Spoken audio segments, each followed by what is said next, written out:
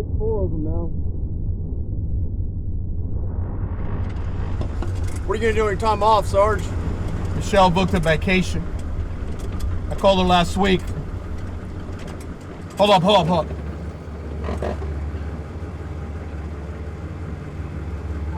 You see that? I do. I'm gonna go check it out. Get ready to call it in. Murray, how's my 5s? 5's good.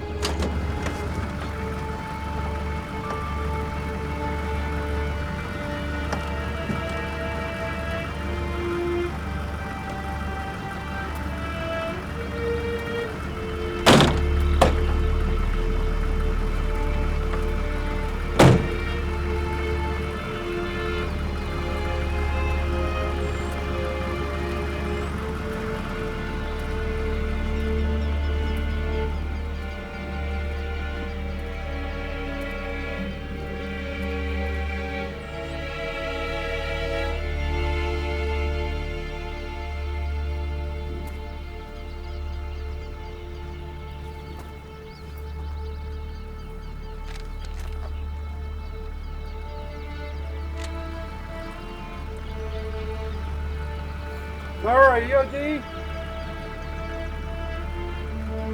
It said 6 to 8 hours, Sarge.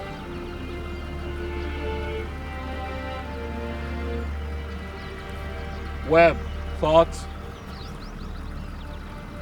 I like this way, Sarge.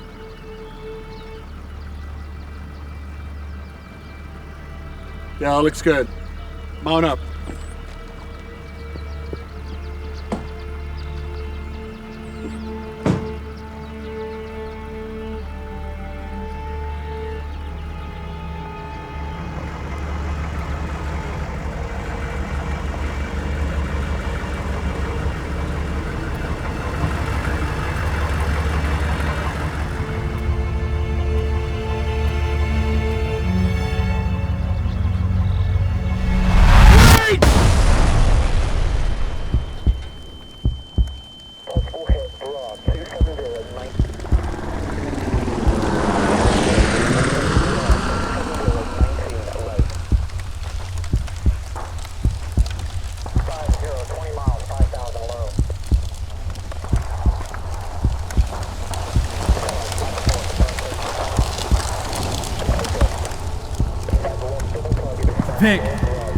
Vic, wake up, it's a nightmare. Vic, you're having a nightmare. It's okay, you're having a nightmare. It's me, it's Michelle. Everything's okay. You're okay. Baby, you're okay. You're okay. Why don't you let me help you get back into bed?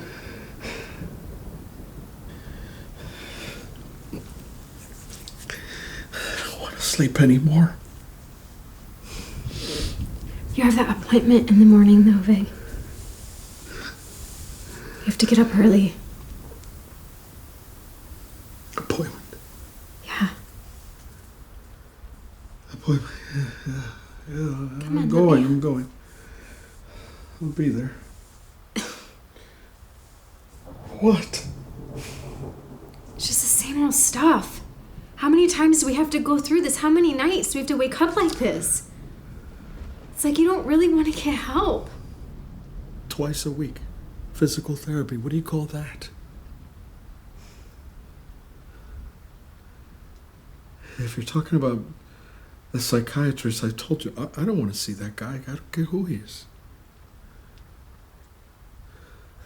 How many times do I have to say it? When the guys come home, we go through this. This is normal. This is not normal. There's nothing normal about this. And he's not a psychiatrist, he's a counselor. You've never been through this. How many times have you gone on a deployment and come home and you've never, ever, ever gone through this? Through what? Through this. The nightmares. The constant sleep problems. And the way you treat me, the way you're treating me right now. All of it.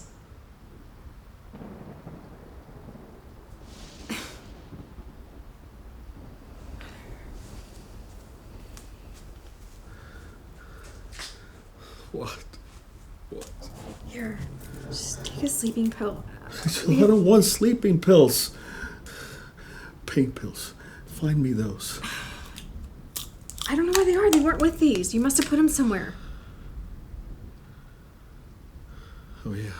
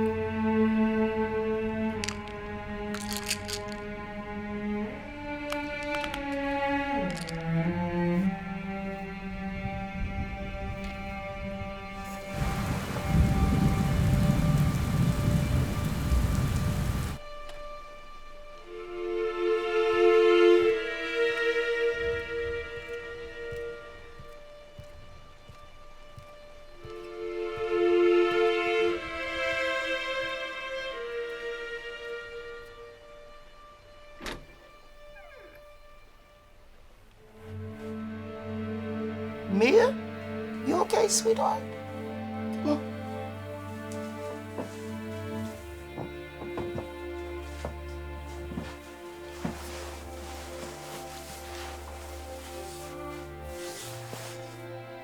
You thinking about the accident? Every time there's a storm, I think about it.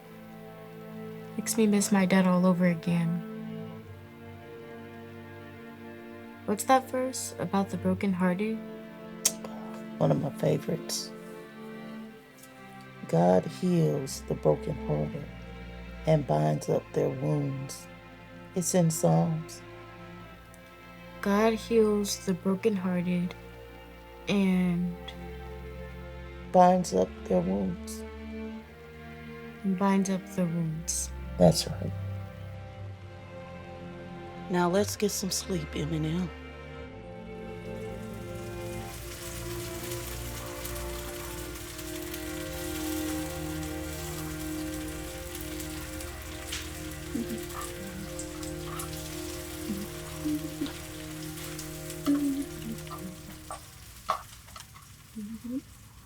Hey, good morning, sleepyhead. Good morning. Wow, that was some kind of storm last night. Yeah, sorry I woke you up. I guess I'm too old for that now. Ah, nonsense. I'm just glad to have my niecey Pooh with me this summer. And you know what? Your good friend Corson's been by. Sure he's gonna be checking in soon. I hope so. I haven't seen him in a while. But I bet things are different now. Why you say that? Well, I don't know. He's going to junior high. Things are just gonna be different. I think I know what you're saying. But the Corson I know, whether he's in the community or whether he's at the church, he always gives your auntie this great big warm hug. I like that kid. Yeah.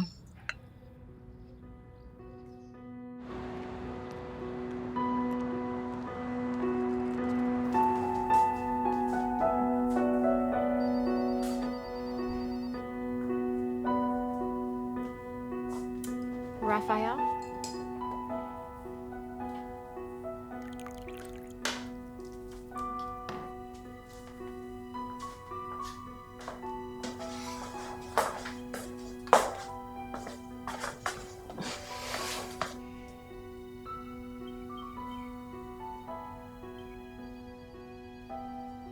Shell, who are you talking to?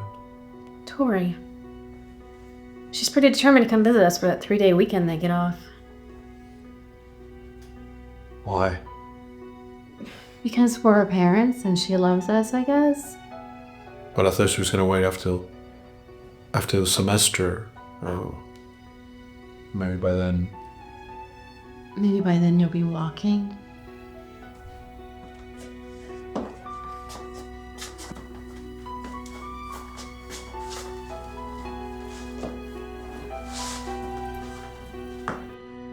Well, this is just an initial consultation. The three of us will get a chance to talk together, and then I'll get some one-on-one time with Vic here.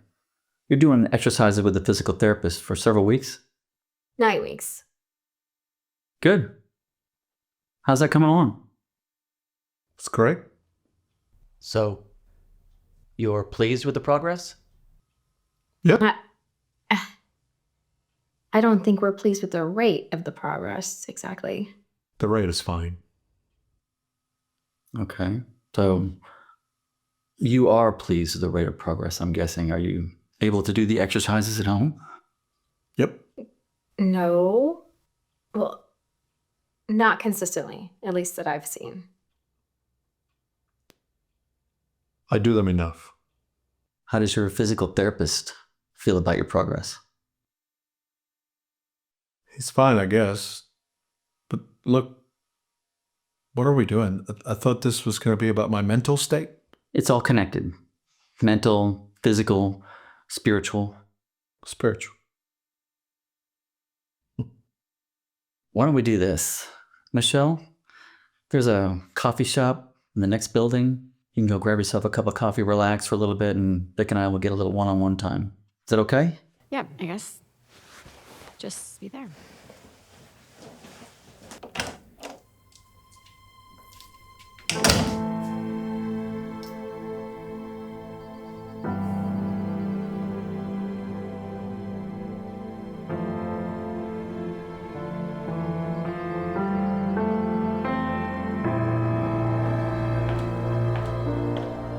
All right, so now what?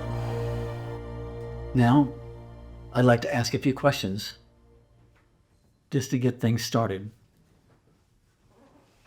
You can ask. Okay. Have you had difficulty falling or staying asleep? Irritability or outbursts of anger? Hypervigilance? Traumatic nightmares? A need for solitude? Diminished interest in life if you experienced any of these? Look, can I call you Dan? Sure. Listen, I've been through this a bunch of times already. Post-deployment health assessment, check. Done. What are we doing? Like, I don't need another label or diagnosis. Well, I read through your profile and I noticed a few things. First of all, I want you to understand that things can get better.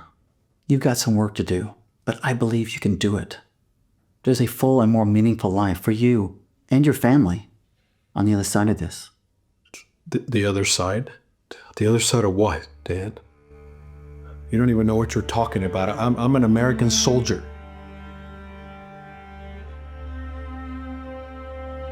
I was a soldier. But now I'm not. You know what I am now? I'm a patient. I'm a burden.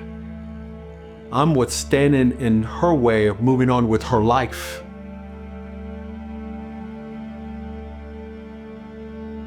She deserves more.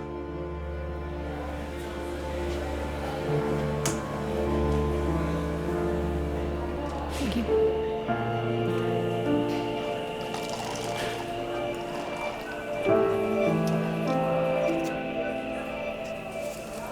Oh! Ooh, I am so sorry. so Oh my sorry. gosh, I don't even have any. Here, let me grab some. Oh, thank you. Here you go. Here. I'm so sorry.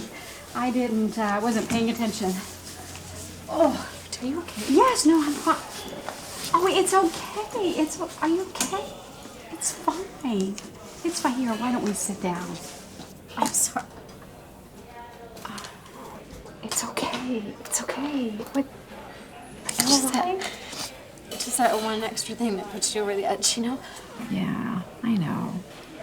Did you bring someone here for counseling? Yeah, it's the part where you have to go out of the room while they talk. It's my husband.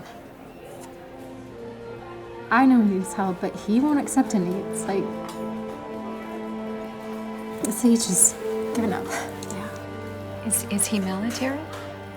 Army. Career. This was his last deployment before retirement. We were supposed to be on vacation right now. Here we are. And he's just... I don't get it. He's done this for over 20 years, and he's always come back fine. But this time he's just not. And he's...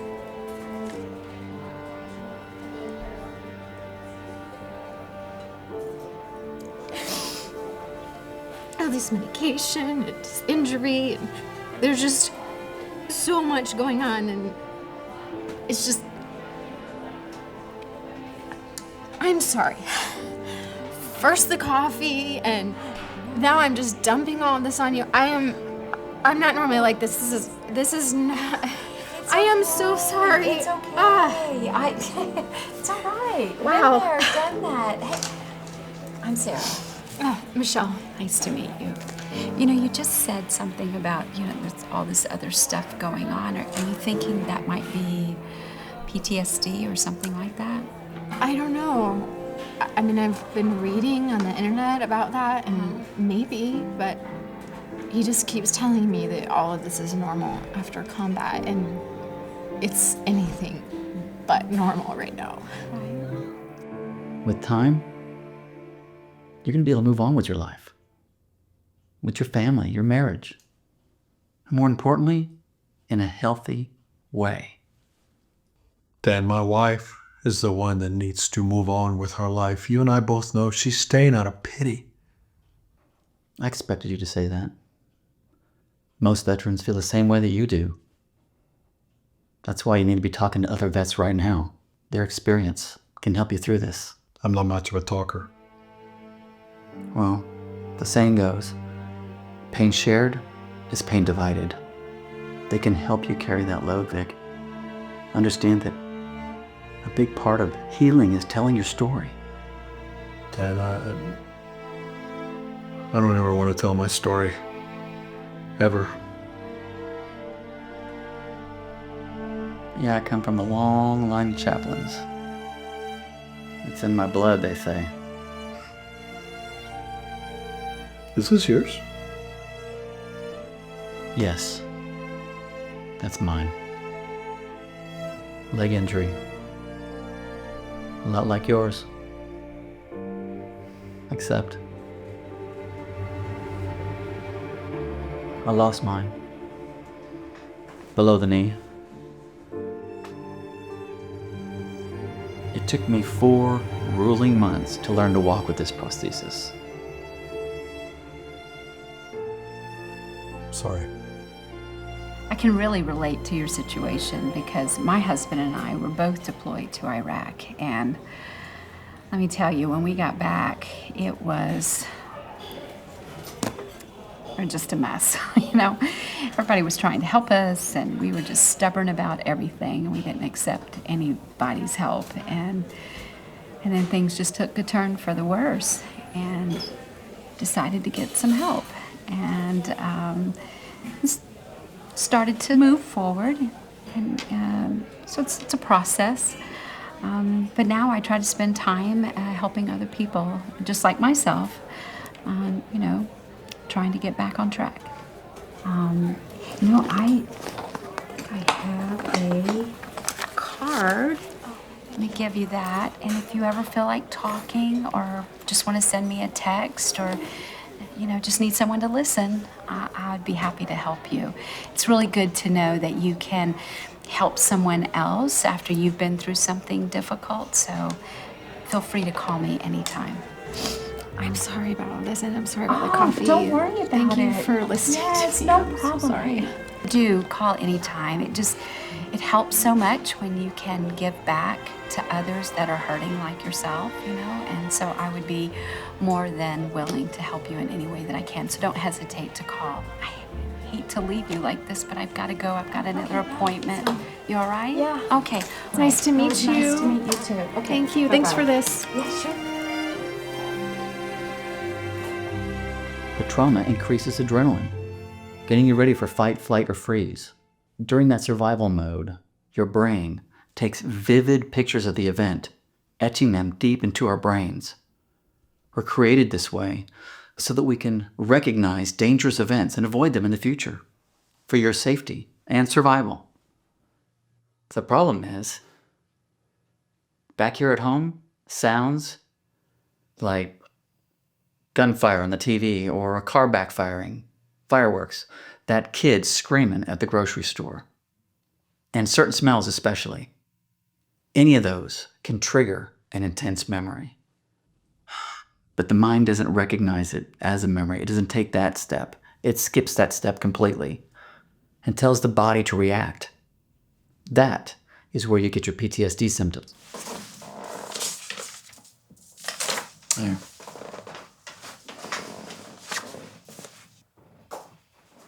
All right. So let's say I'm somewhere on the spectrum here and I am dealing with lack of sleep and I'm having flashbacks and I do have hypervigilance. How do I get a handle on it? There are several different aspects to recovery, and all of them are vital.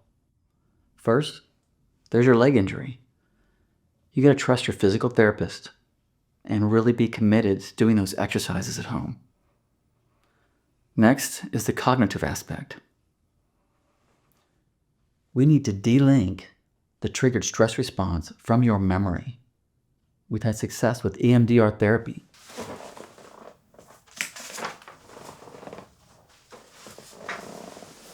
That's something we can do right here, in my office. Next, the social aspect. You really need to be around others who truly understand the kind of trauma that you've experienced. Those who've experienced it themselves. Work together, talk, journal. Tell your story, Vic. And just as important, hear the stories of others. It is incredibly powerful. And that leads us to the next thing. I believe this is the most important aspect, the spiritual aspect. Those wounds that you've experienced, they go deep, Vic, to your core, to your spirit. You need to allow the Holy Spirit to minister to your spirit. There's one more thing I need to give you.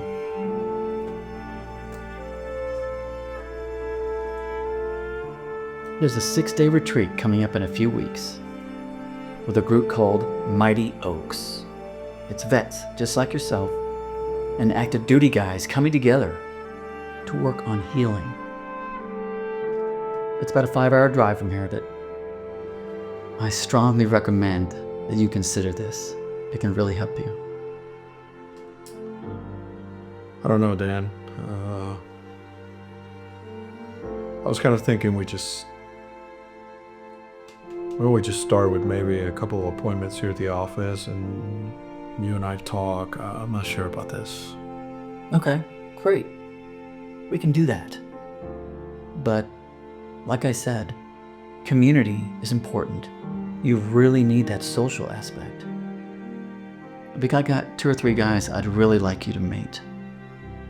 We come together, small informal groups, Saturday mornings, 10 a.m. There's no charge. Yes?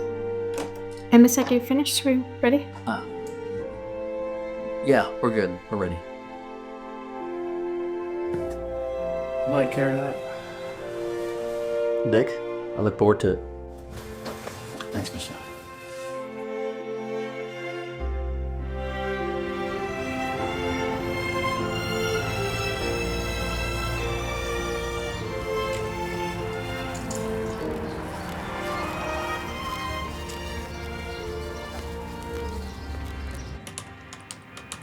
Hey, sugar. Sign in, sign in. Oh, I'm so glad my dance partner's finally here. Give it up, Roxanne. I never give up, Vic. That is not in my vocabulary. I told you that.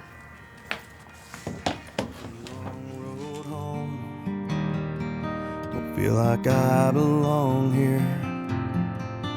With everything I know, couldn't find myself. I couldn't see the light. I couldn't feel my heartbeat. The loneliness inside has stolen what was left. I covered up my scars with stripes and stars like I'm supposed to, but I know I'm not alone.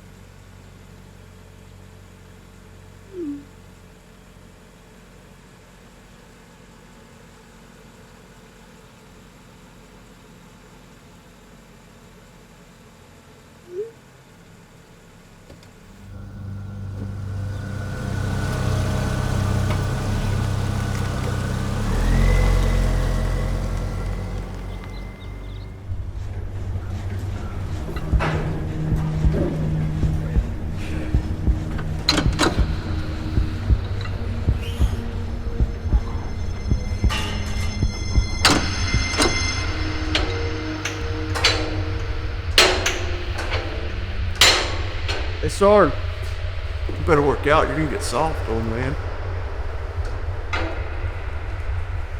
Carter. You know I can still take you, right?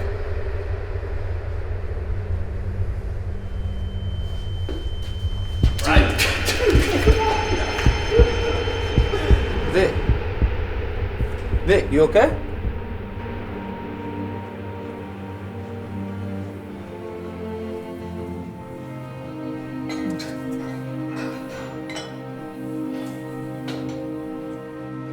Yeah, I'm good. Look, Brandon, maybe next time we do this, we can skate a little bit less people around. Alright, Vic, that's fine. We can figure that out as you leave. But right now, let's go ahead and try to walk. Look, you can trust your muscles. All the equipment's there if you need it. No. It's time. I'm not ready. Vic, listen, you... Look, no! No. My ride's here. Hey. You ready? I'm ready. Let's go. I'm early. I wanted to come and see you walk today. Nope, not today. I thought you were gonna try. Let's do it while we're here. Let's go. Okay. Let's go see Mia. It's been a while. Finally, you're here. Do you want to come with me to walk Callie? Sure, let me ask. And Hazel, can I go with Carson to walk Callie? That'll be fine. Just don't go too far. Okay. Want to hold the leash? Sure. Let go.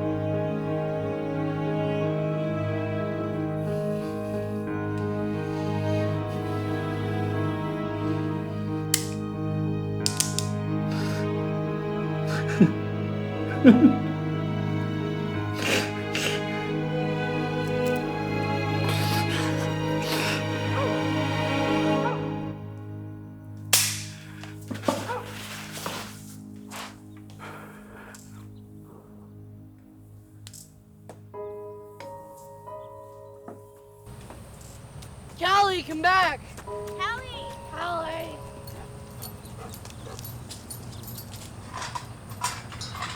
Callie, no!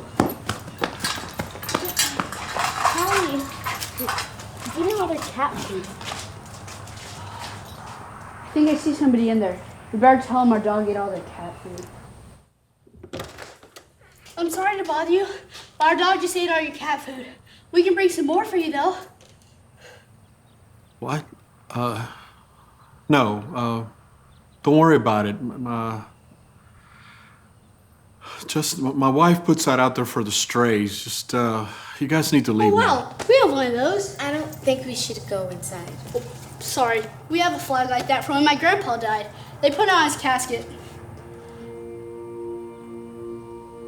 Yeah, that's for my dad's funeral. So, are you in the army too? Did you get injured, like, on a mission? Can I give Callie some water? She seems really thirsty. Yeah, sure. There's a water hose and a bucket on the porch. Thanks. My grandpa fought in Vietnam, Yeah, so did my dad. but that's not how he died. Grandpa just died 2 years ago. Is that how your dad died, in Vietnam? Yeah, that's it. 1971. How old were you?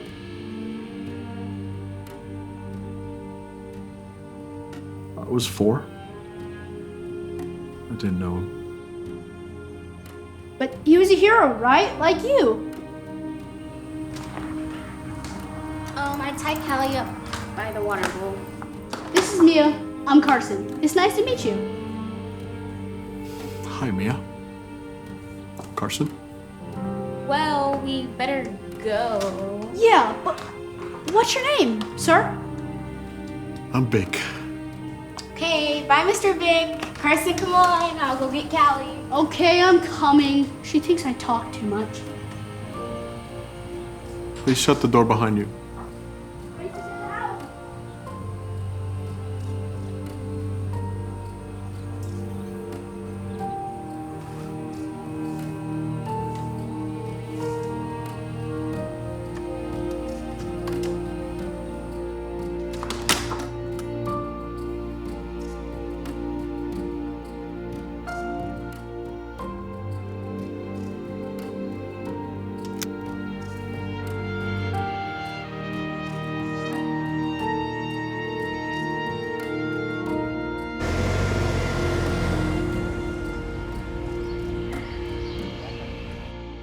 Okay, all right.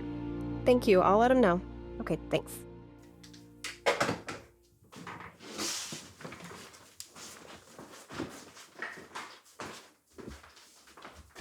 Mr. Raphael, I'm so sorry, but Dr. Jensen is on an emergency phone call right now.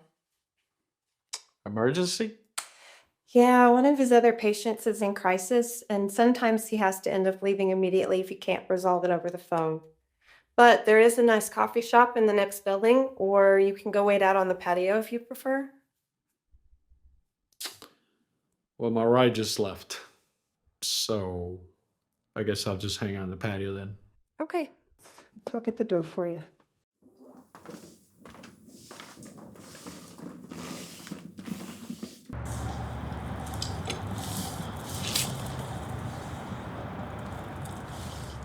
Hey, bro.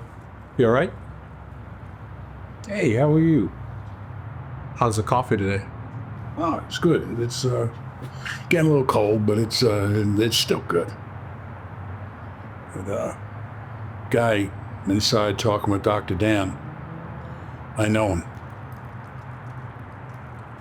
Yeah. Just taking up my appointment time. It's a suicide call. You know how that feels. Usually he'll try talking him down off the ledge, but if he can't, he goes out and sees him. Pull up a seat. Nice. I'm Tommy Hotel. Big Raphael. Nice meeting you. So, you work here or something? No, I'm just here getting help. How about you? What are you doing here?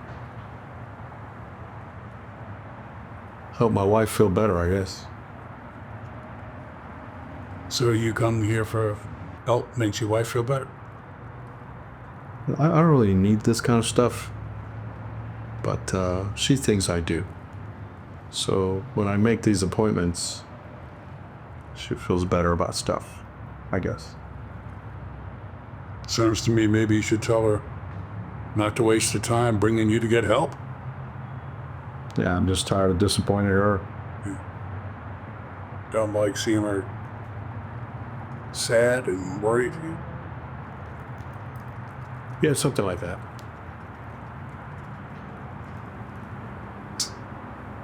Dr. Dan, he's a friend. And I can't afford to pay for his time like other patients. So he lets me come here and hang out during the week. If he's got a few free moments, somebody cancels or something, he'll come out and talk to me and help me out.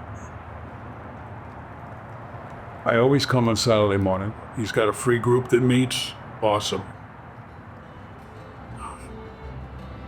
I got a lot of baggage.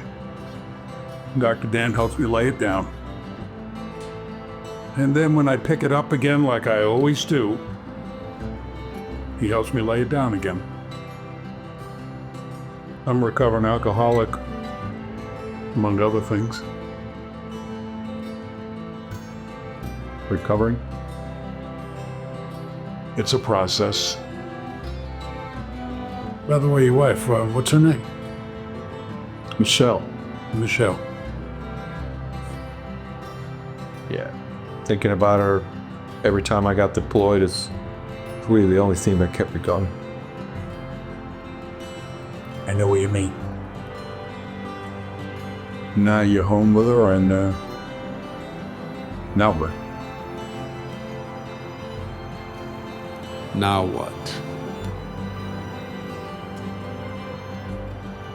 I never was very good on the now whats. Well, it's a pretty good lady along the way because of that. Whatever, she's better off without me. Hey, would you mind giving this to Michelle for me? Okay. Cool. Thank you. Hey, I'll bring it back. I got you. Let me drive. Okay. Thanks. Looks like a temporary chair. How long before you're out of it? Yeah. 21 months.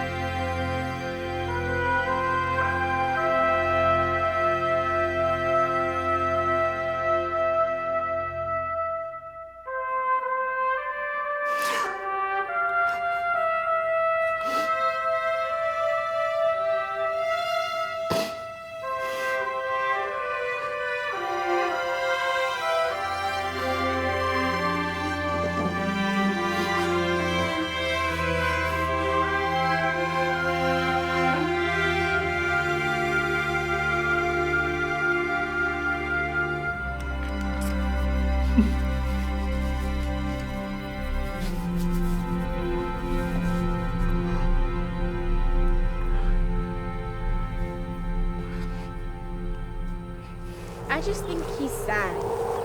And he had been drinking. He made me think of my dad right before the accident. I'm just not sure he's gonna want us to come visit. Mr. Vic's not sad. He just tired. Plus, he has an injury right now. But I bet once we see him this time, he's gonna be out of his wheelchair and practicing his MMA or something. You've played so many video games. I can tell he's sad, but maybe the cookies will help. Oh, they will. Hey, I brought him something to do. You did? Yeah. Made it at camp last week. Might think it's stupid, though. Well, what is it? It's a surprise. You can see it whenever he does. Okay.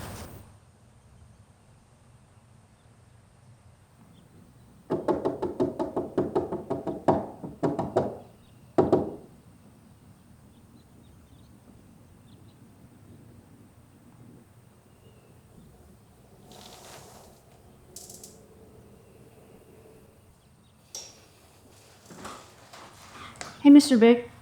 Remember us? Me and Carson? Stowe, is it okay if I come in? We brought you something. Yeah, come in, guys. Thank you. We have brought you some Miss Hazel's cookies. They are great. You're gonna love them. How are you feeling? Thank you. I'm okay. Want to sit down? She thinks you're sad, but I told her you retired. Plus, you have that injury right now. So much longer you're gonna need that wheelchair. I don't know. I hope not long. You need to try one of these right now. I'm gonna go get a napkin from your kitchen. The kitchen... Is he always like this? Yeah, but he's really nice. All right, get ready. It's the best cookie you're gonna ever taste. There you go.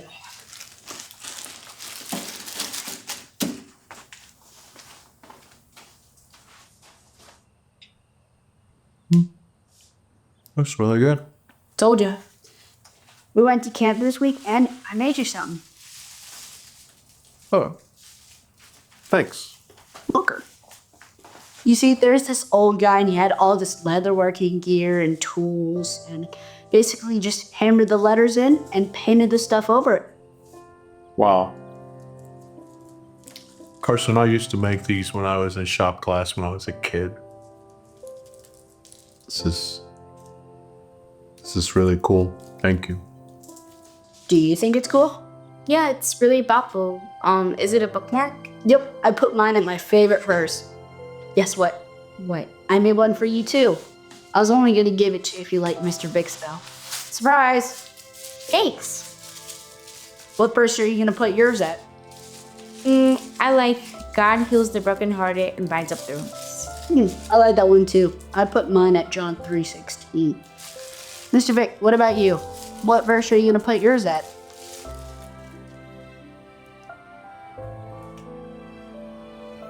I kind of like Mia's too. This was our first time we get to go to camp since I'm going into 7th grade, plus they let me go since she was my guest. Yeah, it was really fun. We learned how to tell people about Jesus and stuff. Yeah, I'm really good at it.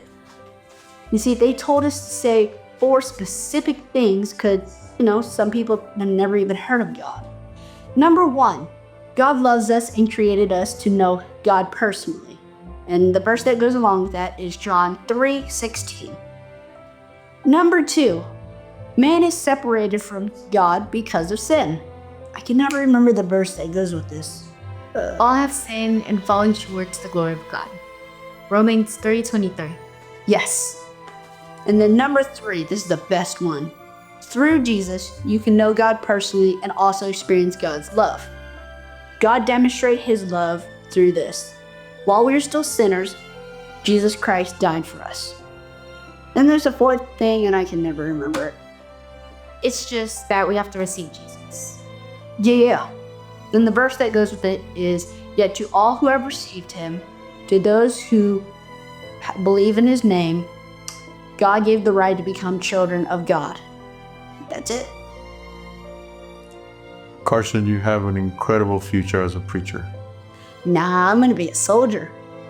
They better go. I told Mom we'd be back in an hour. It takes like 20 minutes to get here. All right, see you, Miss Ray. Bye. I guess. Hey.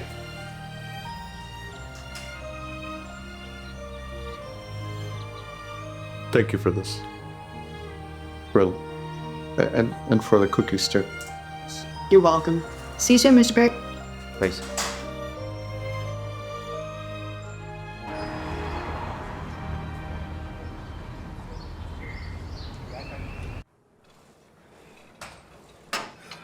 Wow, Vic. You've done some really good lower body strength. You must be working hard at home. Yeah. Yeah, a little bit. I'm so glad because I've been practicing our cha-cha. Roxanne, I don't dance. There's not gonna be any dancing. Vic, there must always be dancing. It's her first day back in a week. Oh, really? I didn't see her last week. It was actually kind of nice. Was she on vacation or something? No, man, she was actually having a hard time after her husband's chemo. Chemo? Yeah. He's a great guy, too.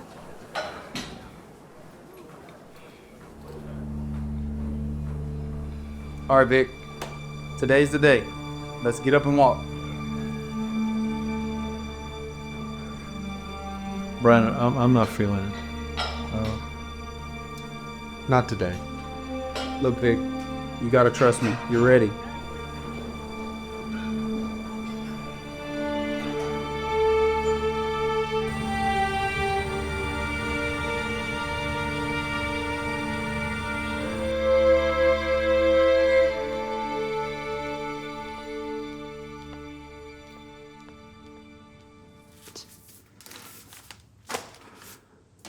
What's this?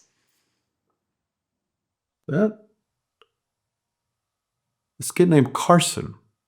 He gave that to me the other day. Carson?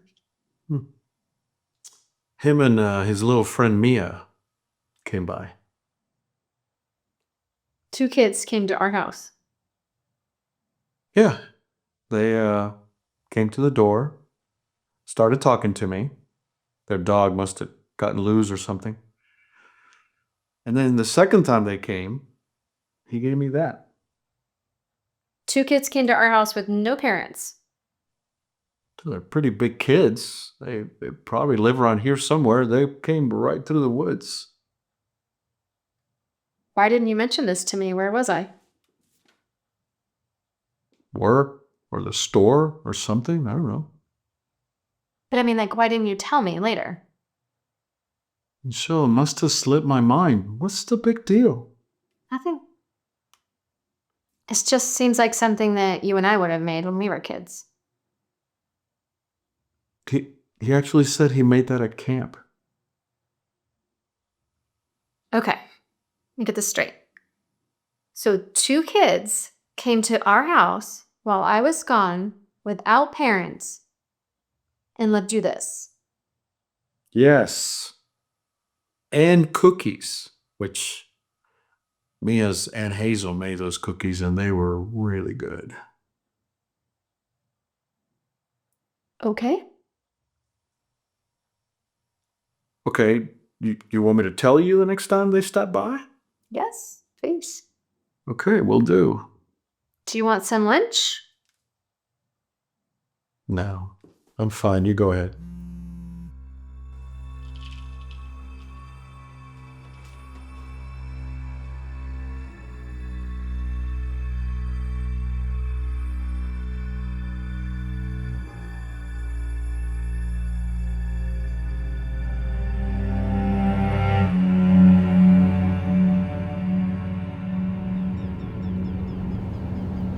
Oh, did you think any more about that retreat? I put the flyer on your desk. I thought maybe you could talk to them or look into it. If you want, I can call them for you. Michelle, do you really think that I need a retreat? My entire life is a retreat right now. I think you need something. It's like you're stuck in every way, Vic. You could walk. We both know you could walk. The therapist even tells you that you can walk. But it's like you don't want to. Listen, all I'm saying is, this obviously is much deeper than either one of us realizes. So all I'm asking is that you maybe take a look into it. Maybe something could help you at the retreat. Right, well, that would kind of work out really well, wouldn't it, if I walked, right? I know you're ready to move on too, Michelle. I am ready to move on, aren't you? I mean, you say that like it's a bad thing.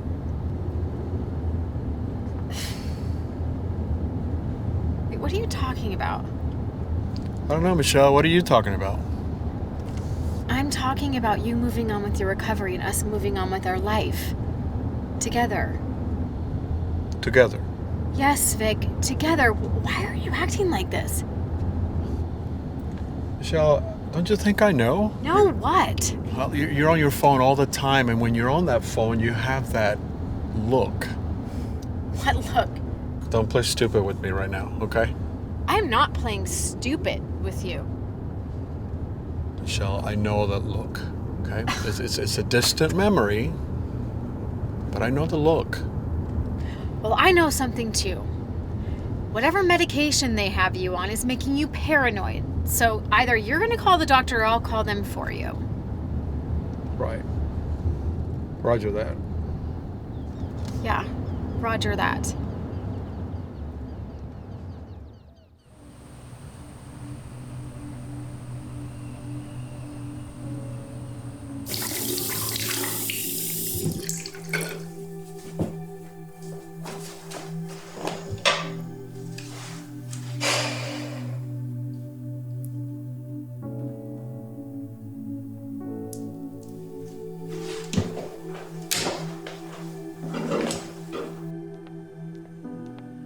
Hey, I gotta go to work. I'll be back here around 4:30, okay?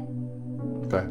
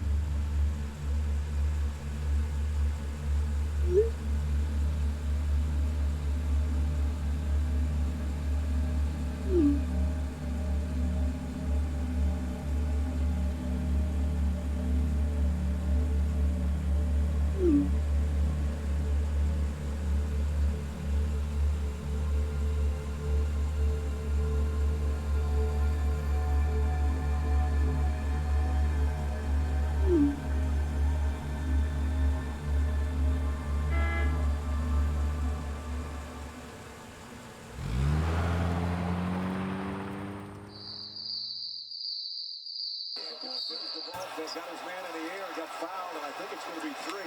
And a drizzle with olive oil, season, and sprinkle over the spice.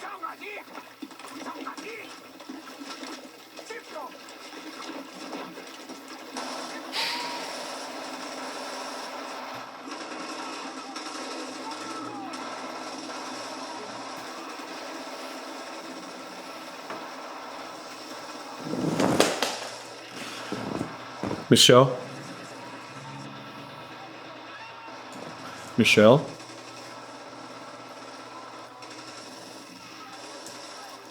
Michelle, what are you doing?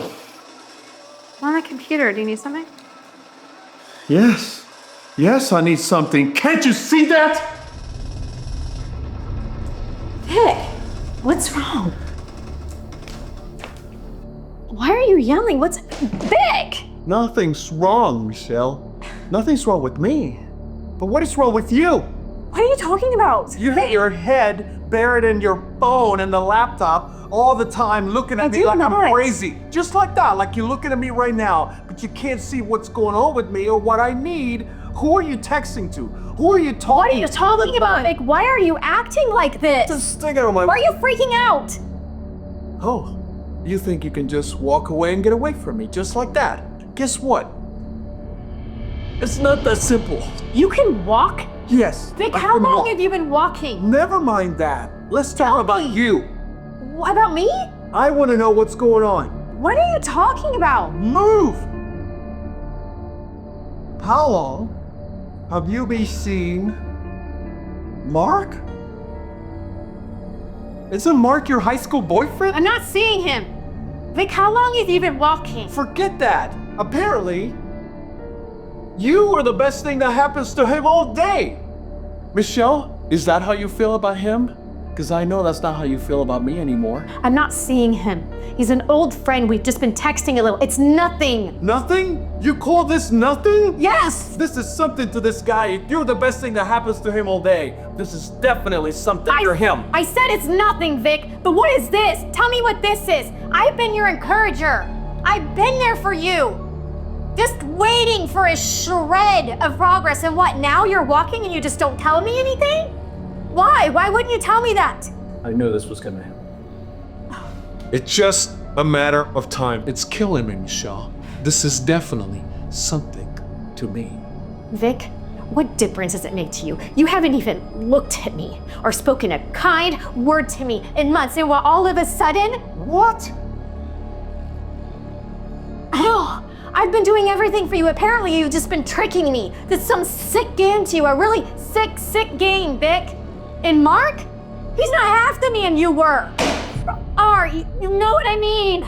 I don't have to sit here and listen to you accuse me. Michelle, come back here. We're not done. Oh, yes, we are.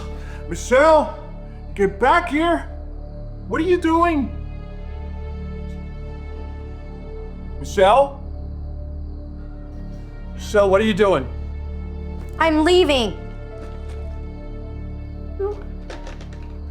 I'm going to Jennifer's.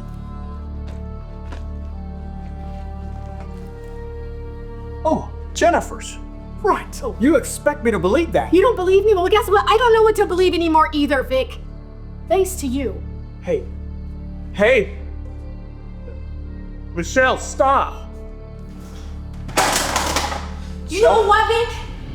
I have a question for you. A question that's been burning a hole in my heart for months.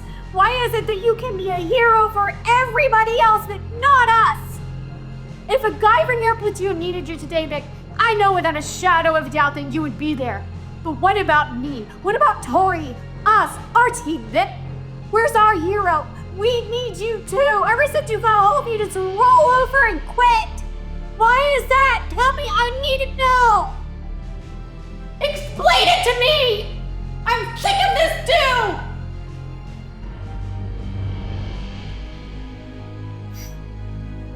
Son, nothing. You know what, Vic? You win. I quit too.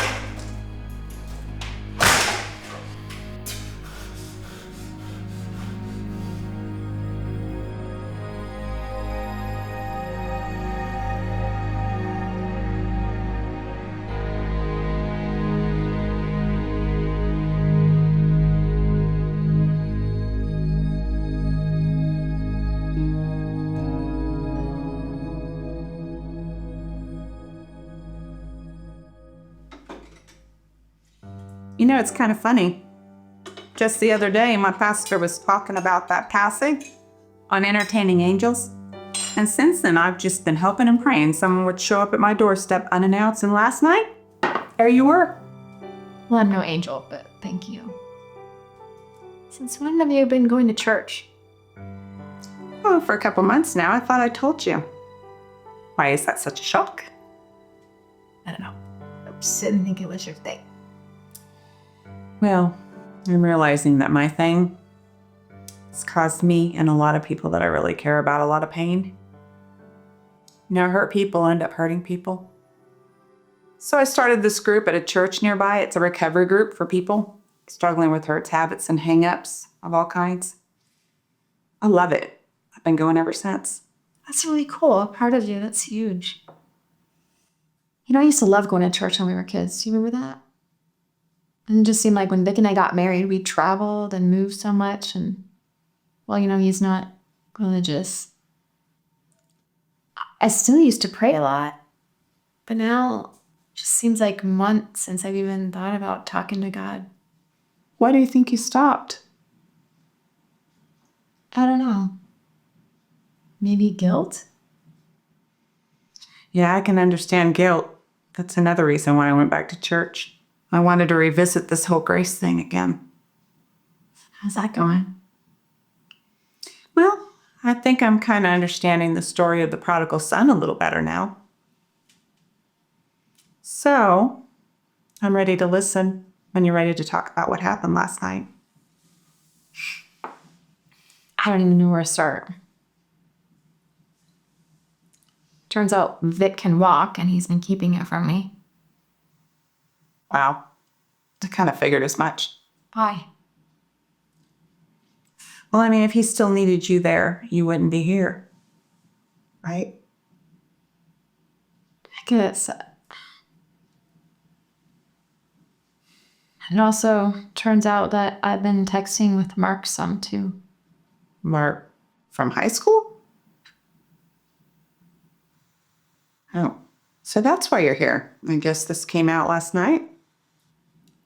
Pretty much. And the Mark thing? How did that start up? I don't know. We were just texting one day, and it was really innocent. I mean, you know we have history, obviously. But I didn't expect anything to come of it. Not now. And Mark's content with just chatting via texting? He was for a long time, and then all of a sudden he just became really bold, pushy. I can't believe I'm talking about this. I don't even know how I got myself in this mess. I am so stupid. You aren't stupid. You and Vic have been going through a lot lately. I could kind of see how catching up with Mark was maybe a shoulder to cry on. See, this just sounds so pathetic. And I could see his mind racing last night. I'm absolutely certain he thinks this is way more than it is. He was so angry, which is crazy because he hasn't given me the time of day literally for months. He doesn't even talk to me anymore. And now what? He can walk? And he doesn't bother to tell me that? Maybe he's afraid that if he doesn't need you anymore, you won't be there. No, I can't see Vic being that manipulative. Well, he's a fighter. He'll use whatever resources he has to get the job done.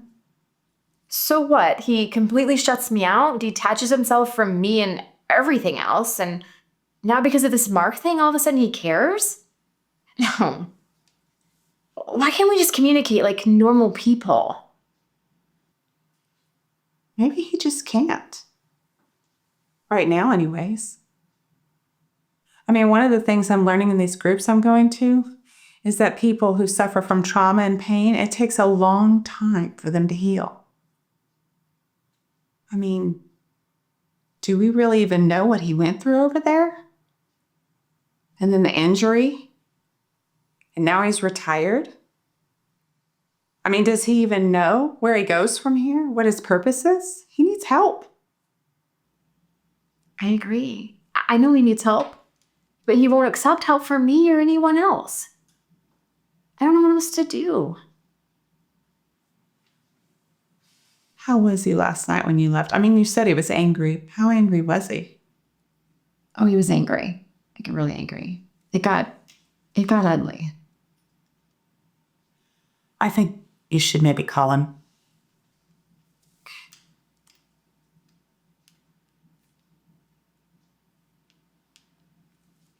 I mean, if he's dealing with this post-trauma stuff, we really don't know what could happen.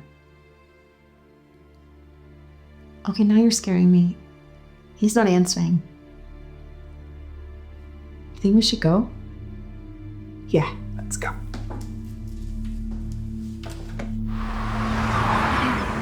Jason, what is it? You've hardly said a word this whole time. I guess I just thought the first time I'd meet your parents would be under a different circumstance.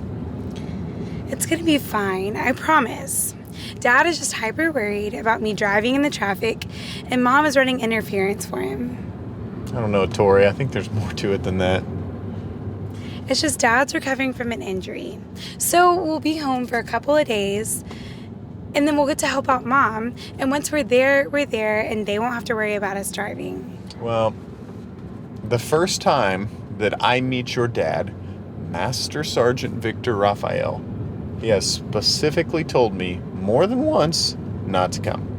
So I'm having a hard time thinking this is going to go well. It's gonna be fine, I promise.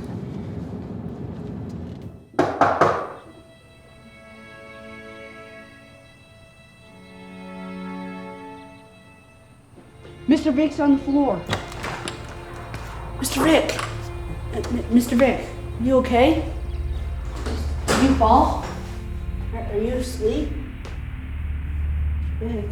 Mom, Dad, I'm home.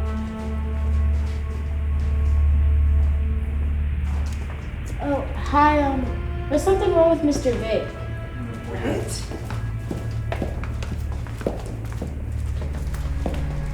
Dad? Dad, are you okay?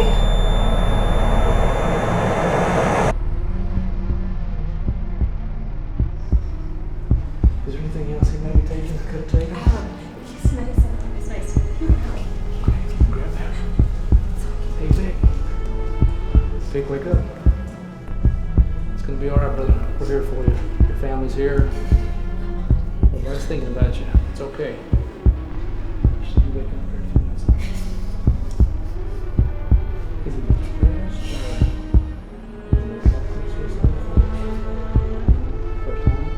Is he seeking help? Okay. Wait, talk to your family here. Family's here for you. Vic. You can touch it. You can touch it and talk to him. Vic. There you go. Vic. Come on, baby. It's alright, Vic. Hey, Vic. Vic, wake up, please.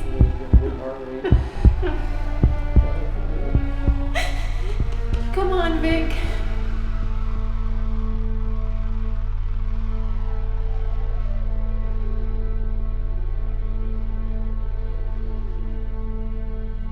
All good? One thing I'd like to talk about real quick, Mighty Oaks. It's a retreat. It's coming up real quick. And I really...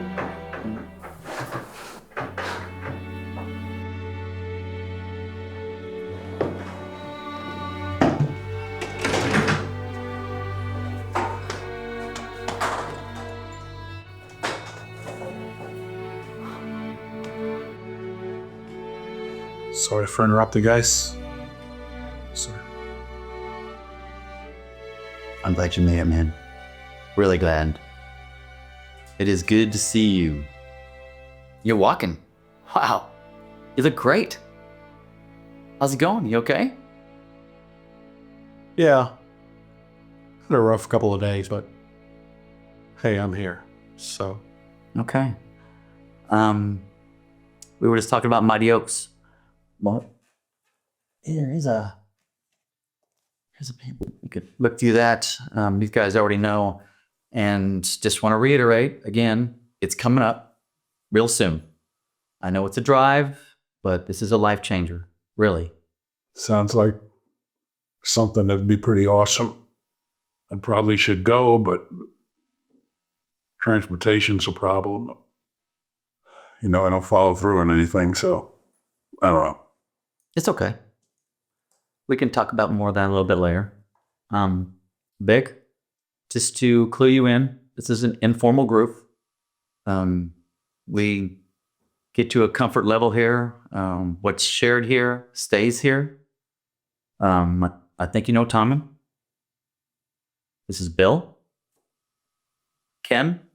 Hey. And this is his trusty companion, Hope. And David.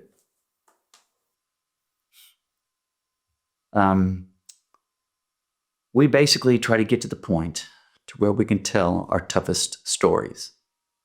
We all got some. Pain shared is pain divided. We've talked about that before. It gets divided in here. Think I'm up tonight? Only if you're ready, man. All right. I was born in New York. A pretty tough neighborhood. It used to be known as Hell's Kitchen back in the day. My dad used to have to work 2 and 3 jobs, you know, kind of take care of us. So my mom basically raised me. And she was a great mom. And she was really, really overprotective. Not a good combination for the mean streets that I was raised in, because it didn't take long before I got kind of a reputation of being a little mama's boy. And I never learned to fight or be tough or anything. I didn't have any friends, because none of the guys wanted to hang out with me. I was young. Anyway, a new family moves in a couple of floors up from us. We live in this housing project. And there's a kid who lived up there. He was older than me. Probably 8 years older, I don't know. Anyway, he was kind of nice to me and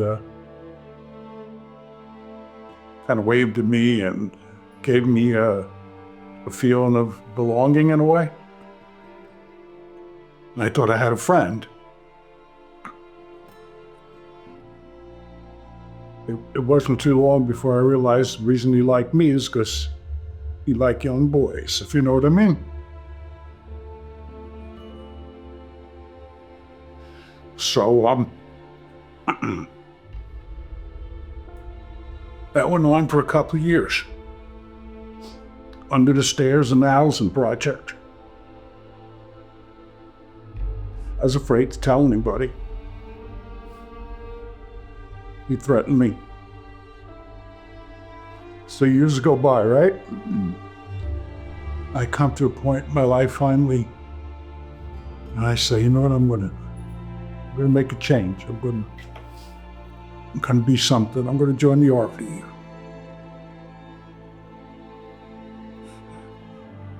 I become a tough guy. You know, I'll be Rambo. I'm gonna be a tough guy. I'm gonna join the Army. Prove to people that I could be something. So that's what I do. Next thing I know, I found myself in special ops, peacekeeping team in Bosnia. We weren't even supposed to be there. So me and my team are outside of this town. We got our eyes on this gymnasium, eyes and ears. That's what we're supposed to do. Their army had about 250 civilians there. Mostly women and kids in this gymnasium. Everything was fine for a while. Until they changed units. The unit who was guarding them got pulled out and they brought another group in. These guys were savages. And that's when it started, the attacks and the rapes. Every night, we listened. We listened and we listened. And we heard screams and the pleading. And the worst part of the kids. Worst part is hearing the little kids, you know what I mean? We asked to go in. We wanted to go in and fix this. Stand down. Stand down. Those were the orders. Stand down. Who knows? In hindsight, maybe it was the right thing if we'd gone in. It could have been worse, I don't know. Just to hear them. Especially the kids, just to hear little kids at night in their dreams. But this doesn't go away, you know. So I basically snapped. I became useless to the army. I got hooked up in all kinds of bad stuff, man. Alcohol, big time. Heavy drugs, big time. Ruined any relationship that came into my life. I even tried taking myself out twice. Twice. Couldn't even get that right. Couldn't even get that right.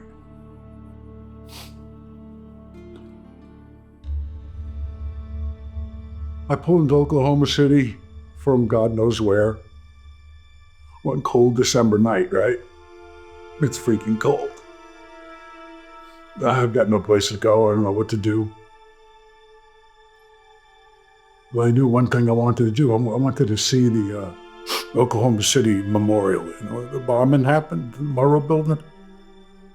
I wanted to go see the memorial for some reason. So on the cold Oklahoma night, I will go down there by myself. And around the reflecting pool, they have all these stone, granite, I'm not sure, chairs. 168 of them represent all the people that were killed. The hardest ones to look at are the little chairs. Because the little chairs represent all the kids that died there. And I found myself looking at this and shaking my head. Where were you that day, God? Huh? What were you doing when that bomb went off and all those kids were dying? Where were you when all that happened? So I kind of disgustedly start walking away, right? I'm crossing the street to leave. And this thing strikes me. Yeah, there's this statue. Seems out of place on the other side of the street. So I get closer.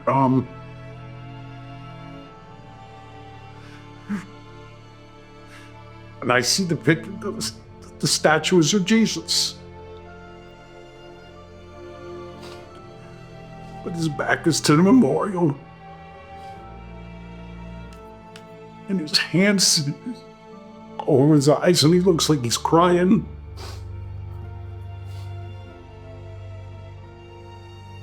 And the bottom of the statue, it just reads 2 words. It says, Jesus wept.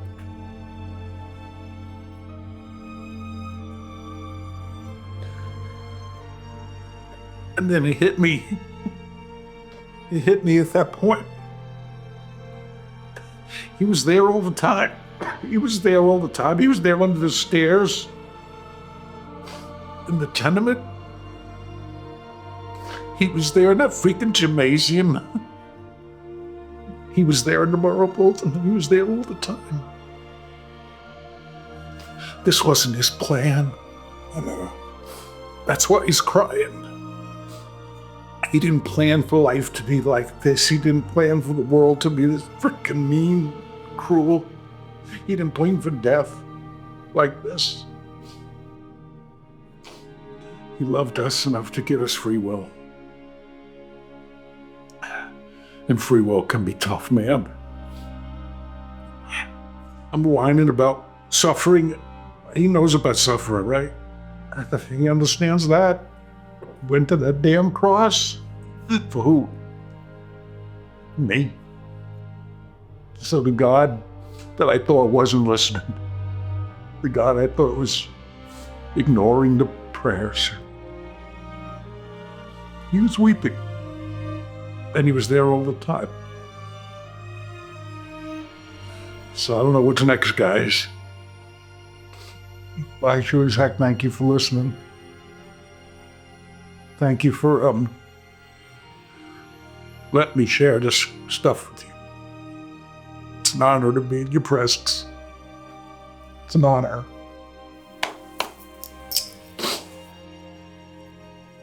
That's it, man. That's all I got.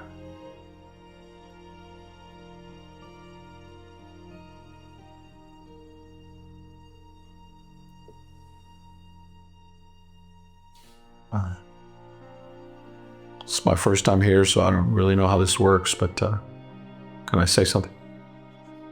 Come on, Vic. Wait, sure. Brother, if you really want to go to that retreat, I'll get you there myself, even if I have to drag you there. You copy? I'd like to. You're going. You'd do that for me? A million times over, bro. That'd be pretty awesome, man. I'd like to do that.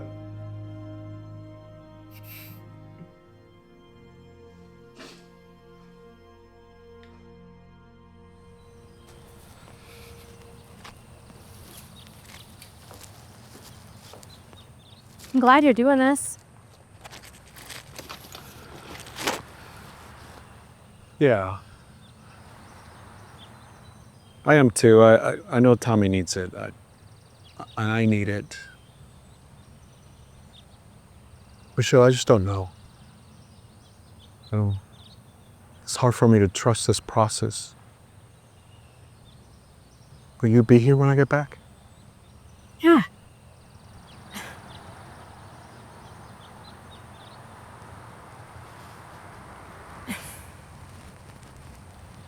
Drive safe, okay?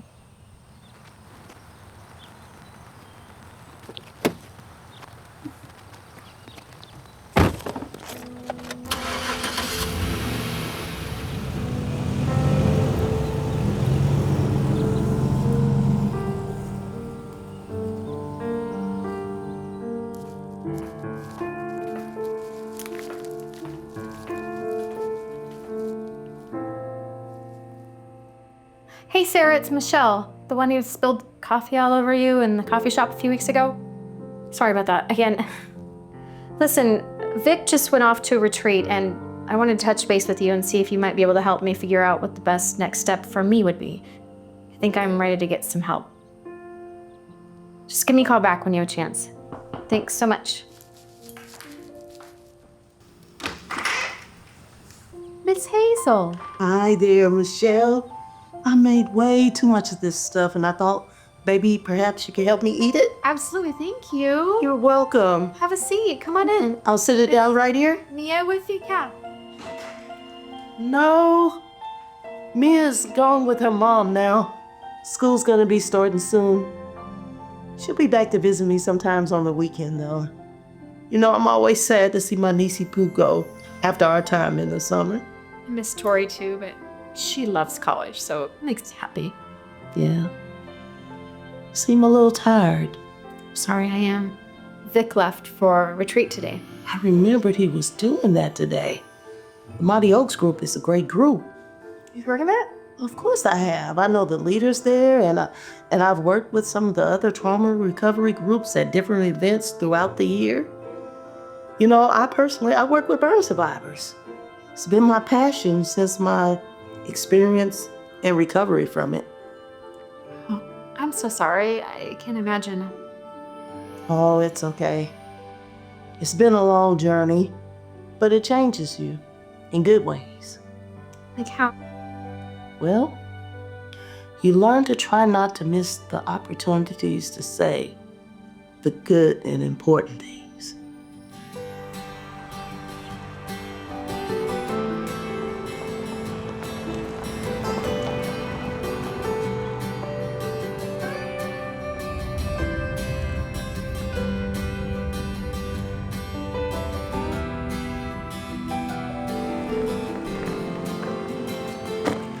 Hey guys, welcome to Mighty Oaks. My name is Brandon. If I could, have you park right over there in the parking lot and then go ahead and grab your gear.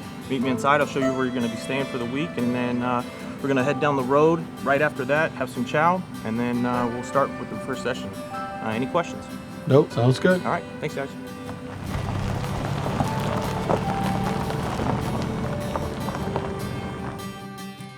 I'm must be really hard living with scars. Yeah.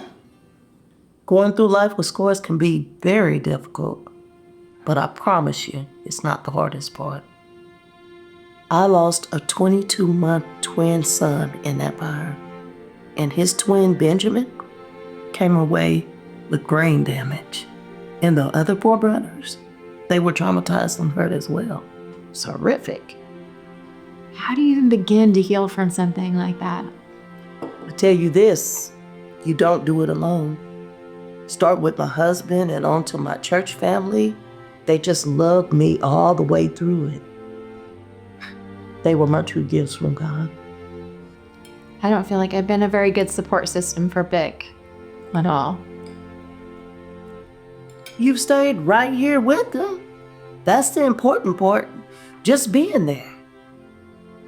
Yeah, I guess, but I really feel like I've just been going through the motions. Like, I don't think I've slowed down long enough to understand what he's going through. It's like I didn't want to face it. I just, honestly, just wanted him to fix it and get on to being the same Vic he was before he left. Well, what you're going through is hard. And it doesn't even come with an instruction manual. And the caregiver? You need support too. Michelle, ask God for strength. Look, you'll be surprised how strong you are in Him. Stronger than you ever imagined. I don't feel like I deserve to ask God for anything right now. I've done some things that I think would really hurt Vic. That sounds like guilt to me. Thought so. Look, Michelle, whatever you've done or not done, God already knows about it. And Jesus died on the cross for it already. You are believing a lie if you think that you are too guilty to be forgiven. Hey, fellas.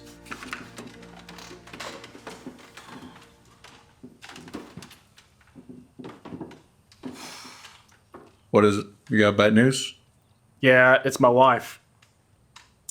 Are y'all married? Yeah, 3rd time. Not anymore. 15 years. Don't even ask kids. How about you? Yeah, 22. Oh. To the same woman? Yeah. All right. I'll ask you then. How do you make this work? I've been married 2 years, and when I come home, I feel like I barely even know her. Get this. She's bought another cat. This is the 3rd. The other 2 won't let me in bed with her as is. They hiss and scratch at me. And then she gets mad at me when I kick them out of our bed.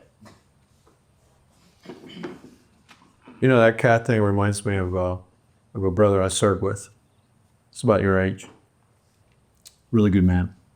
22 years. That's impressive. Yeah, what's the secret? I don't know. I'm in the service all my life, you know? The Army's all I know. I got injured, so I retired recently.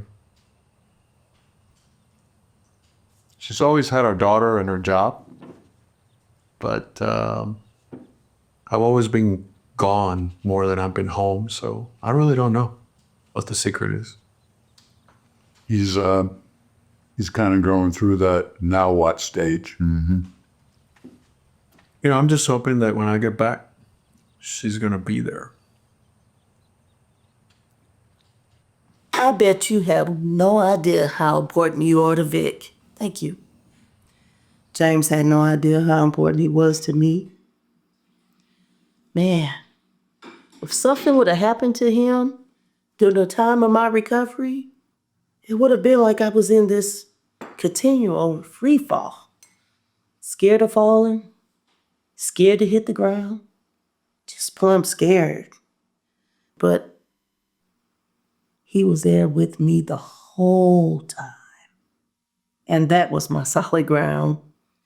The only thing I dared to count on was that James would be there every morning when I opened my eyes. And every evening when I fell asleep, that man was like oxygen for me. He was my rock. And then, slowly but surely, God and I got reacquainted again. Now, he wasn't the one who left, of course. That was me. But after my trauma, my faith and my relationship with God had to be rebuilt again. And it was stronger than ever. You okay? Yeah. I guess I was just realizing I've gotten to this point where I'm just skating on the surface of things in my life. You know? Hearing you talk makes me realize that life has much more meaning and purpose and beauty than what I've been living. You know? But it's like you have to go through something hard or painful to get to it. Does that make sense at all? It makes sense. And I know it seems that way. You know what my mother told me? That tears were God's way of cleansing out our eyes so that we might see more like Him. That's sweet.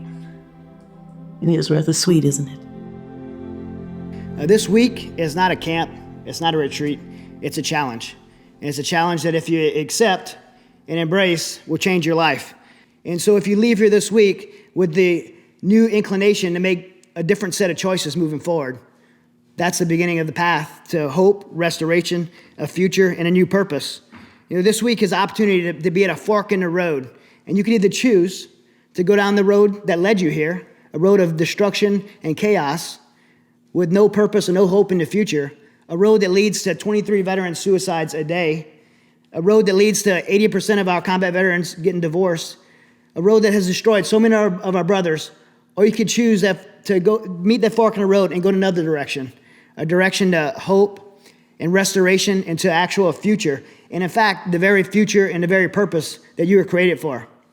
I like to use that word created because I believe, and we believe here at Mighty Oaks, that if we could simply align our lives to be the men that God created us to be, then this PTSD thing doesn't have control of us anymore.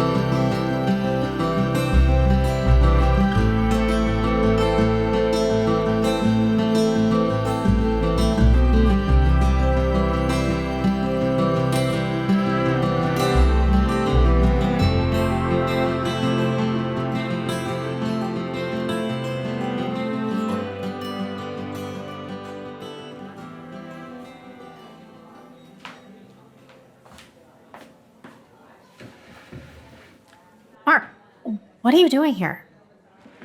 What am I doing here? I guess I can ask you the same thing. I'm up in Dallas going crazy for weeks.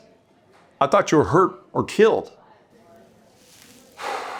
Look, it's been 20 years. We're finally face to face. Can you please talk to me and maybe give me some answers? Listen, I'm sorry I worried you. I'm sorry about all of this. Okay, well, this is good. I found you alive, and that's all I wanted to hear, was that you're sorry and I forgive you. Okay. We can get past this. I mean, you look amazing, by the way. I know I look older, but you pretty much look like you did back in high school. Why couldn't you wait till I just got my act together? That's water under the bridge. It's been a long time, and we were both very young and stupid back then. Now I've built my life with Vic. We have Tori, and we're a family. You have your life, too. You want to know what you built with Vic? Over 20 years of being lonely. While he was married to the military, he constantly left you alone.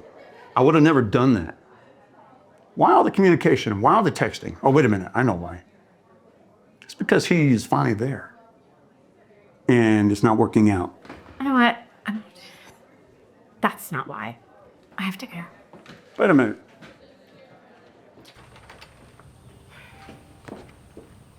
Michelle, wait. Look, I'm right here. I'm now. Where's Victor? He's here. Mark, he's a part of me. So he wins again, just like that. Wait, look, it's almost lunch. Let's go get something to eat. I drove all the way down here. We could talk. I don't want to talk. Listen, I'm leaving. Please don't follow me. Michelle, come on. Battered and troubled on shifting sand. The mountains are shaking, you're still in my hand. But I'll take your ashes and turn them into beauty. I will rebuild your home. I will restore your love. I will remain faithful until the end.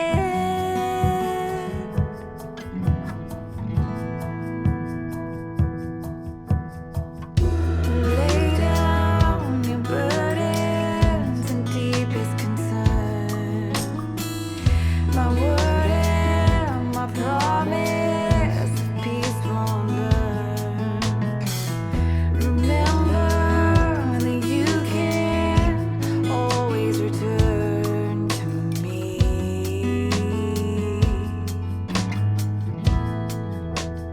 I will rebuild your home. I will restore your love. I will remain faithful until the end.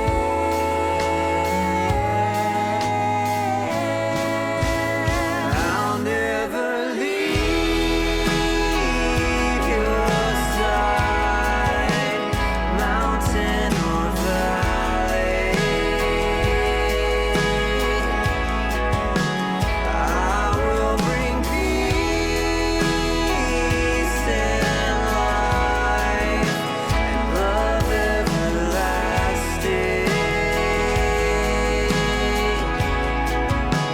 I'll never leave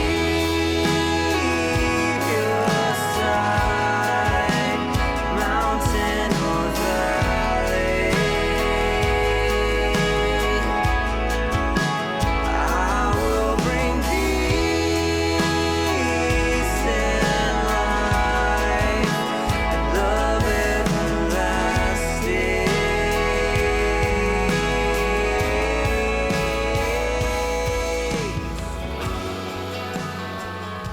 But we also did a lot of sharing, you know, like the guys were able to talk. Even David, who doesn't talk very much, he was saying a few things, not much, but some. It was really cool. Wow. Yeah. Who's David again? David is the firefighter. He's now a burn survivor. I met him at Dan's. He goes to the weekend meetings. That reminds me. Nia's Aunt Hazel came by this weekend, and did you know she's a burn survivor too? Oh, And a really amazing, wise lady. I think you'd really like her. I didn't know she had been in a fire. Yeah. I mean, I only met her once when I was just waking up that day. Yeah, her hands and her arms are really badly burned. She even lost a child in the fire. It was like, I think 20 years ago. Wow. You know what we should do? We should cook dinner for all of them. We should have them over for dinner. David, Jill, and Hazel, even Tommy. I think they all ought to meet. That sounds great. Yeah. I like that idea.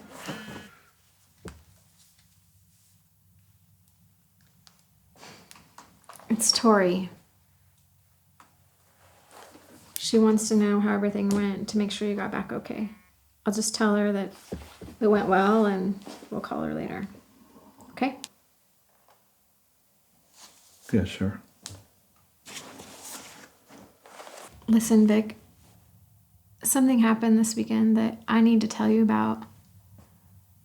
Mark showed up while you were gone this week. Vic. I have to tell you what happened. Please let me tell you. I need to get this off my chest. Don't stop. Please, not right now.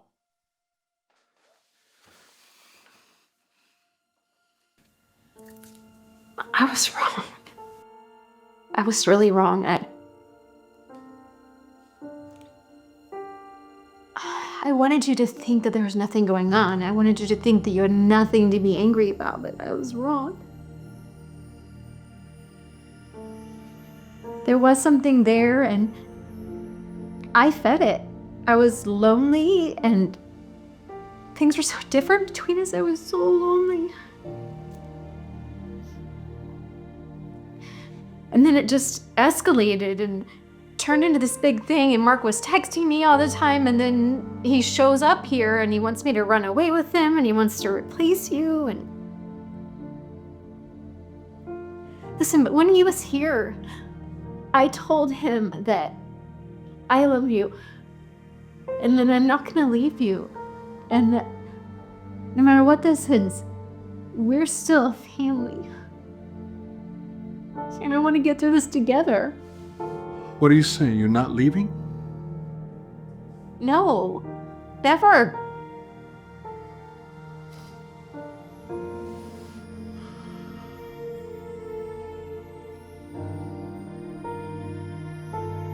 Jill, are you sure? Yeah. Because a lot of wives leave.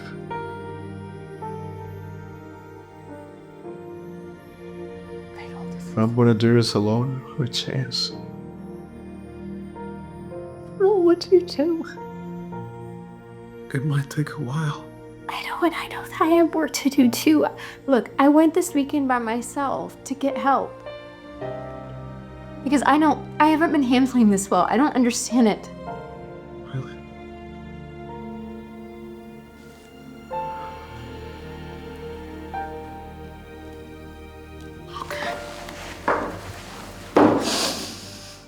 Vic, I'm so sorry. I love you.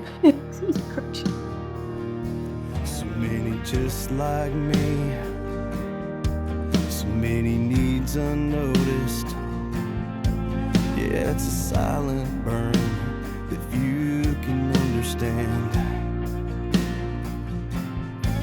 'Cause even though we're home now, behind this badge of honor, our battle rages on just to be whole again.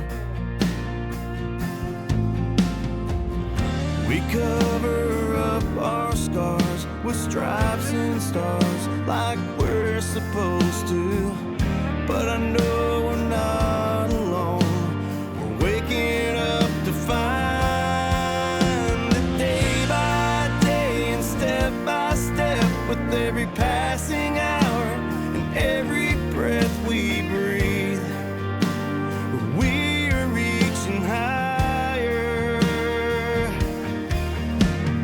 Heart in heart and hand in hand, out of the ashes we will rise up and believe that we're reaching higher. 'Cause we're getting stronger.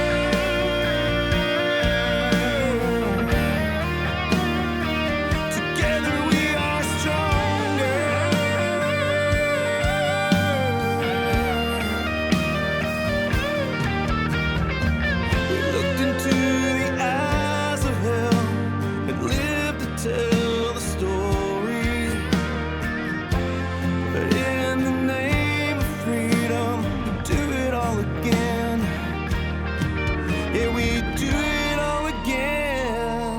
But I'm living day by day and step by step with every passing hour and every breath I breathe. I am reaching higher. Heart in heart and hand in hand, out of the ashes we will rise up and believe that we are reaching higher and getting stronger.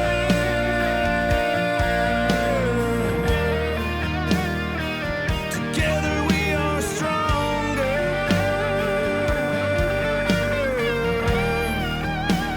Together we are stronger. Look what I found.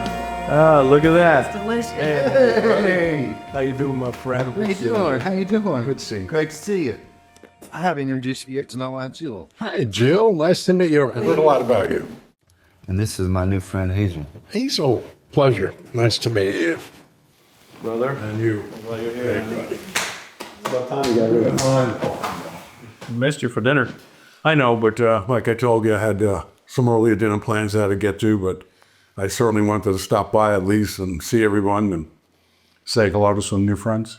Made it time for dessert? Oh, and I love dessert. Oh, those dinner plans have anything to do with the new look? You did notice, didn't you? A little bit.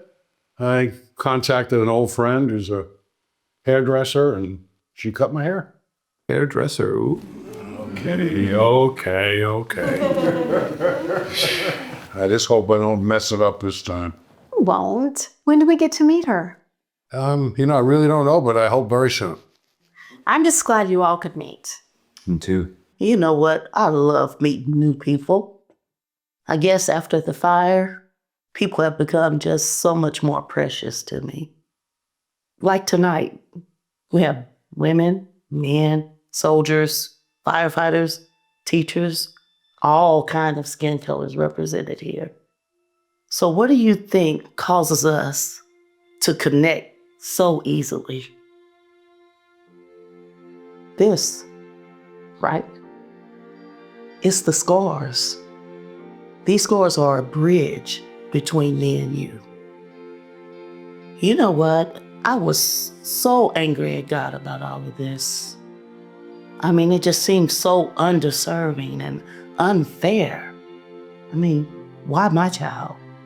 Why my child? And you know what? I took that to God in prayer. And guess what Jesus said to me? I have scars too. It was by my stripes that you were healed. You know what that means? His scars are a bridge too. That bridge between us and God. Wow. I never really gave much thought to the idea of the scars being a bridge. But I see what you're saying.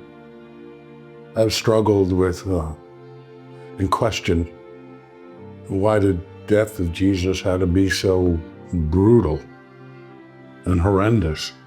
It made no sense to me. I couldn't figure that out. Why? I think maybe you hit on it. Because now we know he's been there and he knows he understands. He does. Well, you know what? I have something exciting I want to share with you guys that I'm working on with some other recovery groups. It's called the Stronger Alliance. And we're going to have an informational meeting in Huntsville on July 4th at the Veterans Museum. And of course, the Amos House of Faith will be there. And Mighty Oaks will be there. And there'll be other groups there too. All groups focused on pointing people to hope and healing through Christ.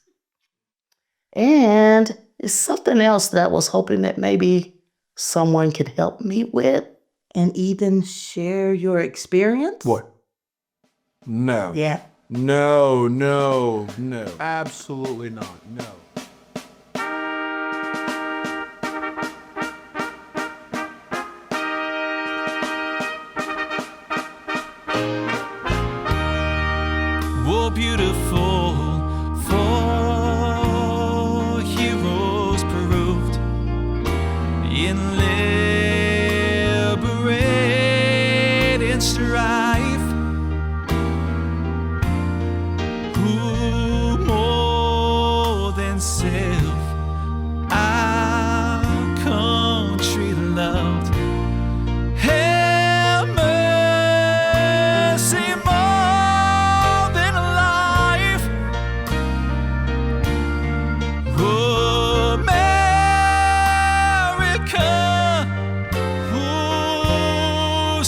America.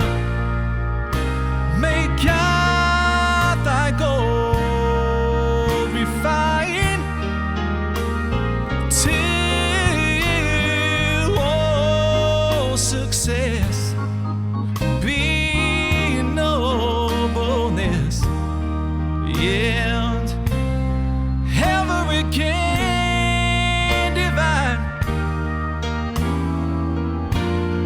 Oh, beautiful for spacious skies, for amber waves of grain, for purple mountain majesties above the fruity plain. Oh, America, oh, sweet America, God shall. I want to introduce a special friend of mine today. Through the help of some of the very groups you see here, his despair has lifted, and he is ready to do what all trauma survivors are called to do: help the next person. Would you please give a heartfelt welcome for my friend, Master Sergeant Vic Raphael.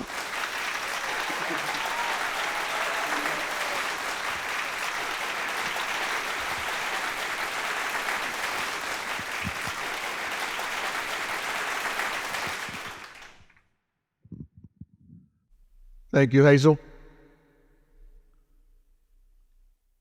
I've had the privilege of getting to know Hazel in the last few weeks. Don't let her fool you. She's actually the one who's been an inspiration to a lot of us. During the last 25 years of my military career, I've been deployed multiple times. Like most of you, coming home, going back, coming home, going right back. When we're home, we're not really home. We're just getting ready to go back. It's what we do. I will never forget my last tour to Afghanistan as we engaged again in the war on terror. Lost a lot of good men.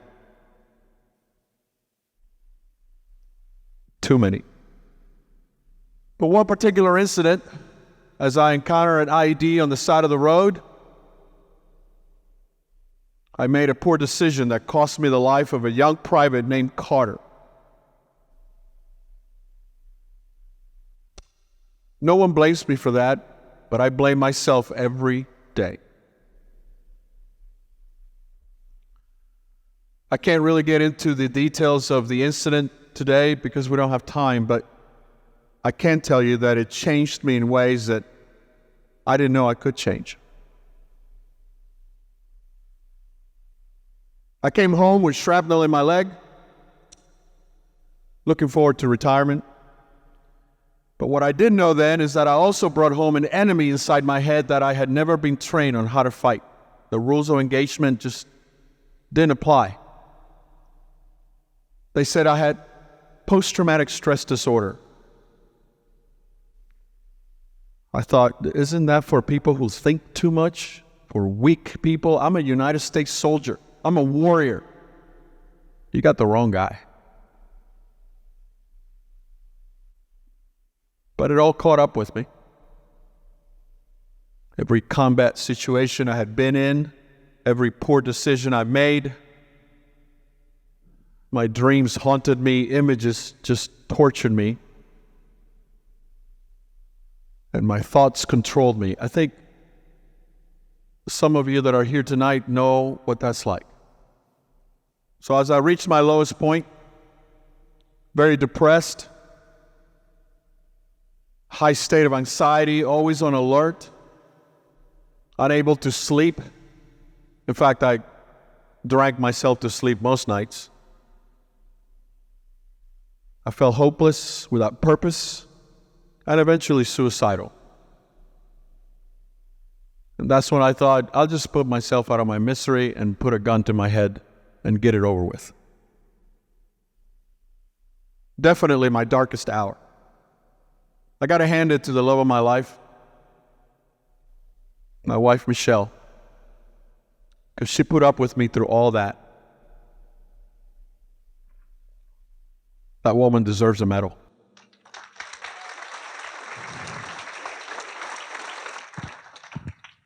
But just like her and all these people that are gathered here today, these organizations and this alliance, a lot of people came to my rescue, and they literally saved my life. I believe the devil likes to isolate us. It's a lot easier to destroy us when we're alone. It's a military strategy, really. You isolate your enemy, you cut off his supply, his communication, then you take him out. It's very simple. The devil knows that. Going to the meetings and talking to the other brothers and listening to their struggles and sharing my struggles with them, believe it or not, that has brought tremendous healing. And learning and reading the Word of God has brought a lot of healing. Until I understood what Jesus did for me on the cross, that's when the real healing started. Earlier, I was walking around the museum and reading and listening to all the stories of all the brave men and women who fought throughout history so that we could be free today. You know, I'm humbled by the fact that God has chosen me to make a difference and leave a legacy behind for my brothers and my family that spells victory and not defeat. So I want to ask you, brother, soldier, if you're out there today and you can hear my voice, how do you want to be remembered? What sort of legacy do you want to leave behind? God is not finished with me yet. I got a long way to go. I came back a very different man, did I not? Michelle, can you come up here, please?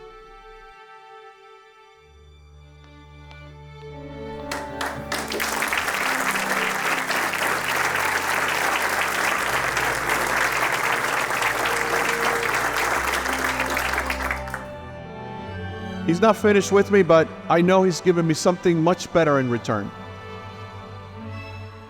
A new mission. New orders from the highest possible commanding officer. To help my brothers and sisters fight this battle which I am now learning how to fight and win. And to spread the word of God's grace and love for each and every one of us. Because I'm telling you, I shouldn't be here. I'm not supposed to be standing here in front of you today. But I am living proof that after the struggle and the pain and the suffering that I put my family and myself through, with God's help, we have emerged much stronger.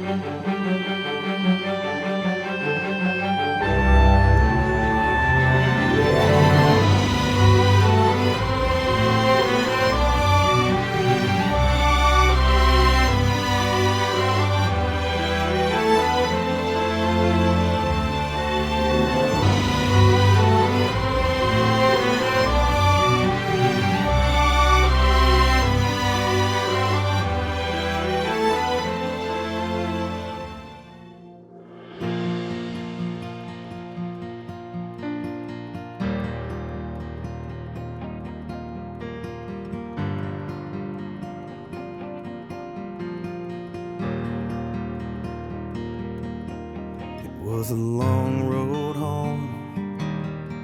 Don't feel like I belong here.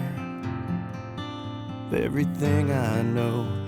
I couldn't find myself. I couldn't see the light. I couldn't feel my heartbeat. The loneliness inside has stolen what was left. I covered up my scars with stripes and stars like I'm supposed to, but I know I'm not alone. I'm waking up to find that day by day and step by step, with every passing hour and every breath I breathe,